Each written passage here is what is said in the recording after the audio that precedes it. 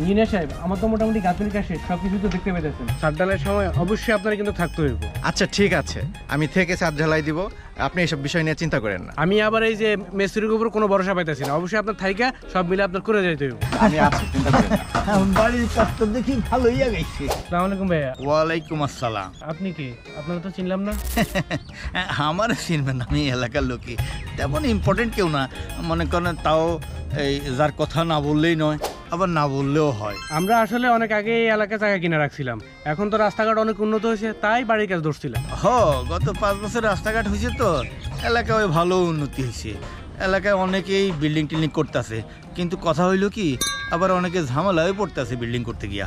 দেখেন আমাকে জন্মই এলাকায়, এলাকায় ভালো মানুষ যেমন আছে আবার খারাপ মানুষও আছে। নতুন কোনো মানুষ আইলেই বিল্ডিং করলে ওরে বেকায়দায় ফালাইয়া দেয়। আমাদের তো কারোর সাথে কোনো লেনা দেনা নেই, আমাদের জায়গায় আমরা বাড়ি বানাচ্ছি, ভালো খারাপ দিয়ে আমরা কি করবো? আরে ভাই, আপনি তো বিষয়টা বুঝতেছেন না, তবে বিপদে পড়লে তখনই বুঝবেন। বিপদ মানে? কিসের বিপদ? এই যে আপনাদের মতো জেন্টেল মানুষ এলাকায় এসে বাড়ি করতেছে, আর এলাকার কিছু খারাপ লোক এসে ওগো থেকেই চাঁদা চাইতেছে, বেকায়দায় ফেলে দিতেছে। চাঁদাবাজি আছে নাকি আবার এই এলাকায়? তার জন্যে আপনাকে একটু সাবধান করতে আসছি আর কি।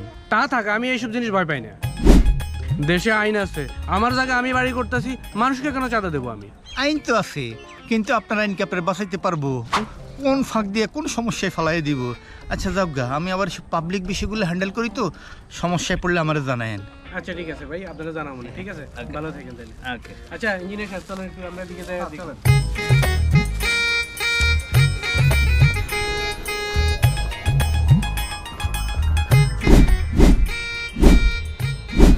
এই শুভ, হ্যাঁ ভাই। এলাকার কোনো খবর আছে তোর? না তো ভাই। কি?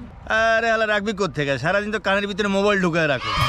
এলাকায় নতুন মুরগি আইছে বেটা। কি কন? আমি কইতে পারবো না নতুন মুরগি আইছে? কামের কাম তো করো না, হুদাই ব্যস্ত থাকো। আরে হালা ওরে সিস্টেম দেওয়ান লাগবে, সিস্টেম দিলে ঠিকই মাল পাবি। আচ্ছা ঠিক আছে ভাই। তাইলে জ্যামতে জ্যামতে কইলাম, জ্যামতে জ্যামতে কাম সারে লইস, ঠিক আছে? আমার ফোন দিস। আচ্ছা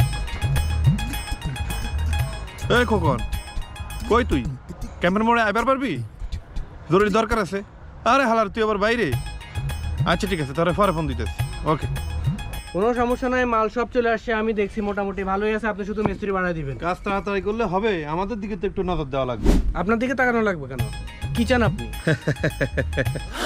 যার কাছে যান কোনো লাভ নাই, এ রুবেলরে এলাকার বেবাক লোকে চিনে। আপনি কি চাঁদাবাজি করতে আসছেন? আপনার মতো মানুষে কিভাবে সোজা করতে হয় এটা আমার খুব ভালো করে জানা আছে। আর যদি না দেই?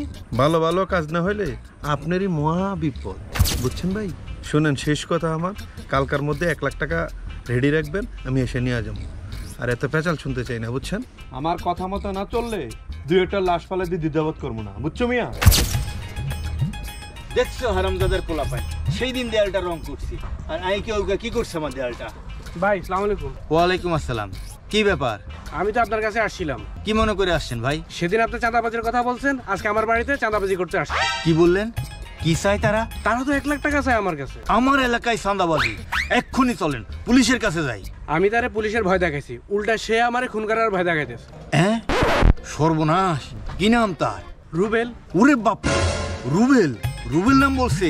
রুবেল তো দাগি আসামি, চোখের নিমিষে মানুষ খুন করে পানির মতো। ওর বিরুদ্ধে মার্ডারের কেস আছে 20টা, ধর্ষণের কেস আছে 12টা, আর মাদক এটা তো পানির মতন। ও তো চেয়ারম্যানে ভাগি না, এর লেগেই পুলিশকে ডরায় না। আর এদিকে সে আমার খুন করার হুমকি দিছে, এখন কি করবো বলেন? ভাই, আপনি তো ভয়ঙ্কর লোকের পাল্লায় পড়ছেন। তাইলে এখন উপায়? শুনেন, যেহেতু রুবেলের পাল্লায় পড়ছেন, আপনার আর বাঁচার কোনো উপায় নাই। এই বিপদ থেকে আমি ছাড়া আপনার কেউ বাঁচাইতে পারবো না। কাজ বন্ধ করা তো এখন সম্ভব না। আমি যেহেতু এই এলাকার, ওই আমার কথা শুনবো। দেখেন, এদিকে আমি বাড়ির পিছনে অনেক টাকা লাগাই ফেলাইছি। এত টাকা লাগাইছেন বাড়ির পিছনে, ওরে তাইলে কিছু টাকা দিয়েই দেন। আর টাকা বাঁচাইতে গিয়া লাইফের রিস্ক নিয়ে লাভ নাই। ওরে বরং 1 লাখ না, আমি কয়া দেবনি 50,000 টাকা দিয়ে দিয়েন, ওরে বোঝায় কমনি, এর ভিতরে সারাই নেমনি। ঠিক আছে ভাই, আমি তার 50,000 টাকা দিমু, আর যেন কোনো ঝামেলা না করে আপনি একটু বলে দিন ভালো মতো। আচ্ছা ঠিক আছে, ঠিক আছে, যাও যাও কয়া দেবো। আচ্ছা ভাই, আসসালামু আলাইকুম। আচ্ছা, ওয়ালাইকুম আসসালাম। ঝামেলা দেখাই তো আমার কাম।